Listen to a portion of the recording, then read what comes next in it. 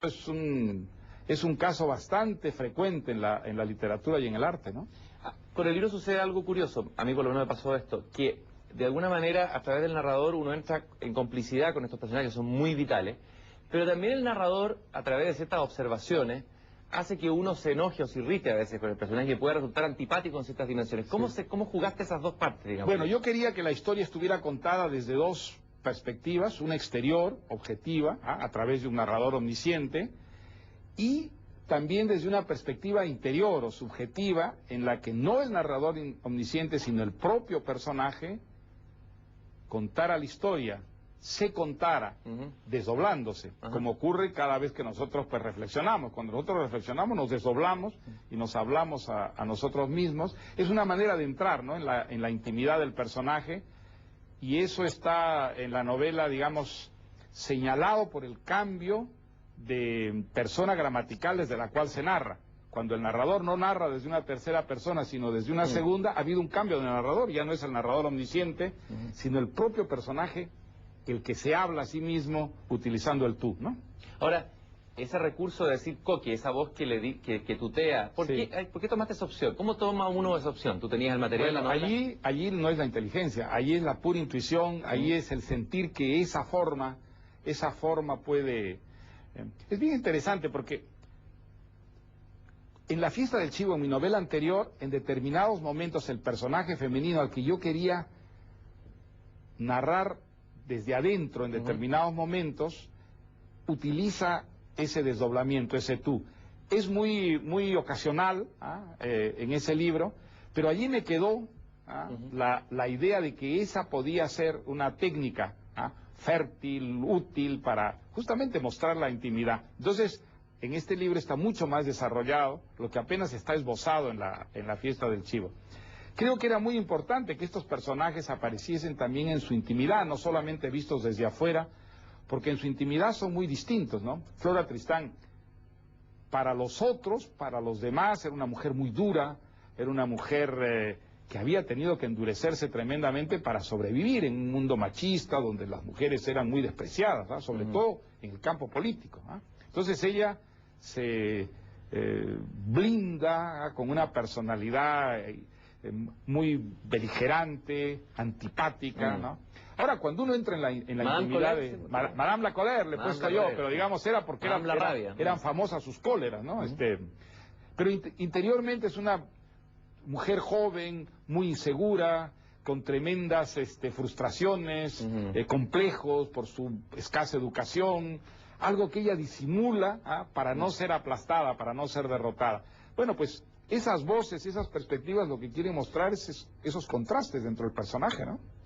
Hay una persona que te va a hacer una pregunta que no soy yo. Es una pequeña sorpresa. Es una escritora que sabía que te iba a entrevistar y te va a hacer una pregunta. Vamos a verla ahí en la cámara de televisión. Oye, Isabel, fíjate que yo voy a entrevistar a Vargas Llosa la próxima semana a tiempo, porque este programa está temporal. Tú como lectora de Vargas Llosa, ahí me puedes ayudar. ¿Qué pregunta le harías a él, de narradora a narrador? ¿Cómo hace para saltarse de una escena a otra, de un espacio a otro, de un tiempo a otro, sin transición, sin que se te pierda el lector? Fíjate que yo lo visualizo a Mario Vargas Llosa escribiendo su novela cronológica, perfectamente ordenada, luego que la corta con tijera y la cuelga de unos cordeles. Edita. ¿Cómo lo hace? Nunca he hecho eso. Nunca he escrito cronológicamente y después he cortado como para hacer una especie de recomposición. ¿De edición? No, edición hago mucho, pero generalmente la primera estructura es la que aparece al final. Mi manera de concebir una historia tiene que ver con esa estructura, aparece desde mi primera novela, hombre, creo que de una manera más cruda, en mis primeros libros y luego en una manera ya más funcional, pero siempre he tenido esa vocación, esa propensión, seguramente por las lecturas, por los ejemplos. ¿Faulkner? Faulkner, sin ninguna duda, desde luego todos los novelistas norteamericanos de la generación perdida, pues sí, todos ellos. Quizá Dos Pasos es un escritor maravilloso. En la trilogía USA, por ejemplo, pues sí, hay una un esfuerzo de totalización extraordinario, contar una historia que al mismo tiempo muestre una sociedad en movimiento. Es algo que siempre me sedujo mucho, ¿ah? Y claramente desde un principio intenté escribir novelas de esa índole. Malraux, por ejemplo, yo recuerdo cómo me impresionó, bueno, todas las novelas de Malraux, pero La Esperanza, ese primer capítulo de La Esperanza donde aparece la guerra civil mostrada a través de un verdadero enjambre de seres, mediante esa técnica tan hábil de la radio que trata de conectar distintas estaciones y en una responden los fascistas, en otras los republicanos, y poco a poco vemos desplegarse verdaderamente toda una sociedad.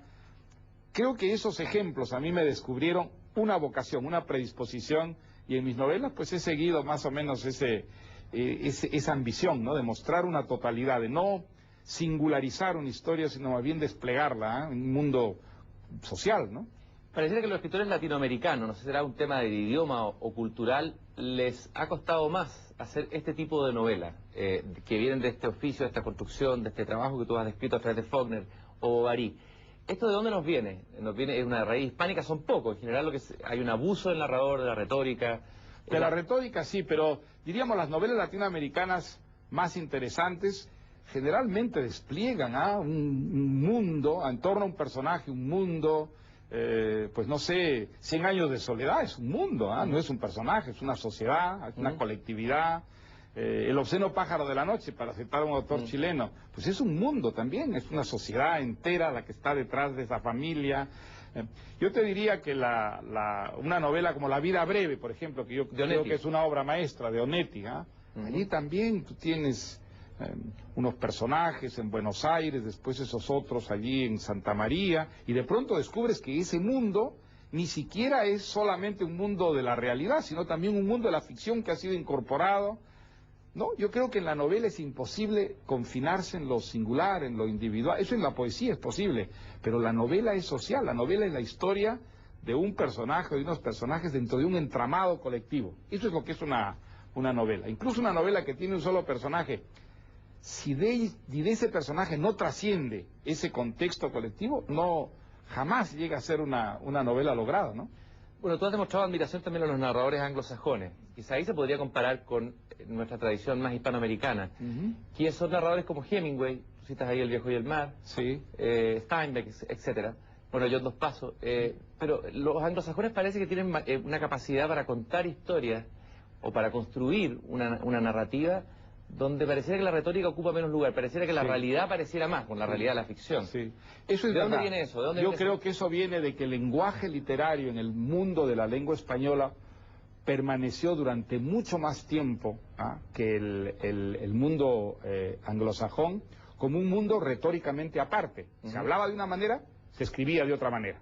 Se escribía maravillosamente bien, pero el lenguaje en el que se escribía no parecía estarse alimentando constantemente del lenguaje oral, como en inglés. El inglés se ha nutrido del lenguaje oral constantemente, y por eso pues surge justamente esa literatura que después es tan instructiva para nosotros, los escritores norteamericanos, que parecen escribir como se habla. Desde luego eso no es así. Se escribe mediante una reelaboración del lenguaje oral, que es normalmente muy sofisticada, muy sutil, pero el lenguaje oral está allí siempre presente. Eso en nuestra literatura ha sido mucho más tardío. Y yo te diría incluso que creo que en América Latina se fue mucho más pronto hacia esa fusión que en España. La literatura latinoamericana asimila mucho más rápido, mucho más pronto, ese modelo anglosajón de escribir fingiendo la oralidad, ¿no?